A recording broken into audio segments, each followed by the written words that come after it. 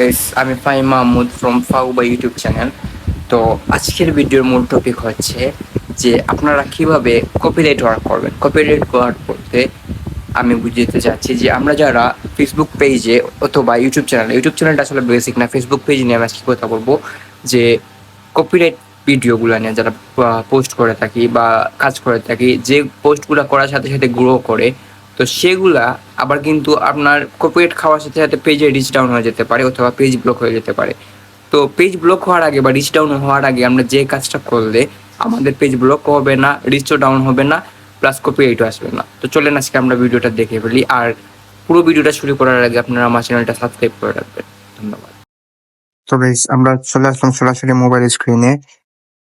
তো আমি আগে আমার পেজটা দেখাই। তো এটা হচ্ছে আমার একটা পেজ, নতুন পেজ। তো এটা ক্রিয়েট করেছি মাত্র সবে মাত্র 1 সপ্তাহ দিকে হবে হয়তো। তো 16 জুনে আমি এটা ক্রিয়েট করেছি। তো আজকে প্রায় জুলাইয়ের 2 তারিখ বা 3 তারিখ হবে। মানে ধরেন 14-15 দিনের মধ্যে আমি এটা ফলোয়ার বাড়তেছে, শুধু 1972 জন ফলোয়ার হয়েছে।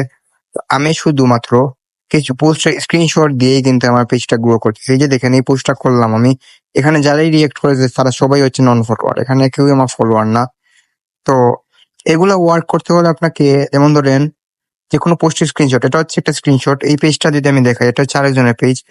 তো এটাতে দেখেন 13K ফলোয়ার। জাস্ট এইগুলো স্ক্রিনশট গুলো দেয়, এগুলো কিন্তু একটা ভিডিও না, কারণ এই ভিডিও গুলো ছাড়লে আবার কপিরাইট চলে আসে। তো কিছু সময় বা এডিট করলে সেই ভিডিও গুলাতে আর আসলে কপিরাইট আসার সম্ভাবনা থাকে না। তো এগুলো অনেক প্যারা, বা অনেকের টাইম থাকে না, জন্য এরকম স্ক্রিনশট নিয়ে নিয়ে পোস্ট করে থাকে। তো এগুলাতে অনেক ভিউ আসে। তো ভিউ আসার পরে আমার এটাতে রিচ দেখাই আজকে আমি আপনাদেরকে 285K, মানে 2,85,000 রিচ হয়ে গেছে এই কয়েকদিনে।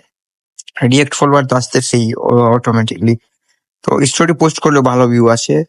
এখন আমি যদি দেখি আমার ভিডিও ভিউ গুলো, তো এই যে দেখেন, এই একটা ভিডিও 459, এই একটা ভিডিও, এগুলো অনেক ভিডিও আছে। তো এগুলো আমি দেখে লাভ নেই। তো মূল কথা হচ্ছে যে এই পোস্টটা যদি এখন কপিরাইট চলে আসে, তো আমি কি করব? পোস্ট আসলে এখানে পাবলিক থেকে ইয়ে করার কোনো অপশন নাই, আর মানে প্রাইভেট করার কোনো অপশন নাই। তো সেক্ষেত্রে আমরা এডিট পোস্ট অপশনে যাব। তো যদি এখানে যাই, এখানে দেখবেন যে পাবলিক লেখা আছে, এখানে কিন্তু প্রাইভেট করার কোনো অপশন নেই। তো আপনারা কি করবেন, এখানে ক্রস চিহ্ন আছে, আমি আইফোন দিয়ে দেখাইতেছি, আপনাদের অ্যান্ড্রয়েড থাকলে সেটা অন্য সিস্টেমে দেখাতে পারে। ক্রস চিহ্নতে যদি আপনি এটা ক্লিক করেন, তাহলে পোস্টটা কিন্তু চলে যাবে, শুধু এই লেখাটা থাকবে। তো আপনি চাইলে এই লেখাটা সেভ করতে পারেন, অথবা এখানে আপনি যে কোনো একটা ফটো বা ভিডিও এড করে দিতে পারেন।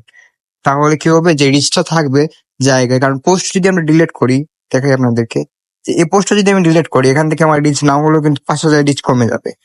তো আমি রিচ না ডাউন করে আমি আমার জাস্ট পোস্টটাকে আমি হাইড করে দিই এখান থেকে। যেমন ধরেন এটা হাইড করে দিলাম আমি, তখন জাস্ট একটা ক্যাপশন থাকবে।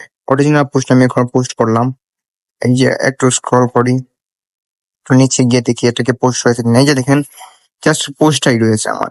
তো সেক্ষেত্রে কি হলো, আমার কোনো কপিরাইট নেই, কপিরাইট ক্লেম নেই। 14-15 দিনে একটা কপিরাইট ক্লেম খাই নাই। আমি ভিডিও পোস্ট করেছি, বাট কোনো কপিরাইট ক্লেম খাই নাই, কারণ কপিরাইট আসার আগেই আমি আমার ভিডিও গুলো সরাই ফেলি। তো এই যে দেখেন, এখানে কোনো কপিরাইটের ইস্যু নেই আমার। তো আপনারা যদি এই ওয়েতে কাজ করে থাকেন, তাহলে পেজ গুলো দাঁড় করাতে পারবেন। এই যে দেখেন, আমার নতুন আরেকটা পেজ আমি খুলছি, এটা তো পোস্ট করতেছি, রেগুলার পোস্ট না করলে এই যে দেখেন মাত্র 2 জন ফলোয়ার হয়ে গেছে অলরেডি। ভিউ দেখেন 2 জন ফলোয়ার, বাট ভিউ হচ্ছে 1500। আর এটা কিন্তু ভিডিওটা আমি নিজে নিজে এডিট করেছি। তো ভিডিও এডিট করা শিখতে হলে আপনাদেরকে আমার কাছ থেকে কোর্স নিতে হবে, কারণ এটা আমি ফ্রিতে শেখাবো না আপনাদের। তো ভিডিওটা ভালো লাগে থাকলে আপনারা সবাই অবশ্যই সাবস্ক্রাইব করুন আমার চ্যানেলটা এবং পেজটা ফলো দিবেন। আসসালামু আলাইকুম।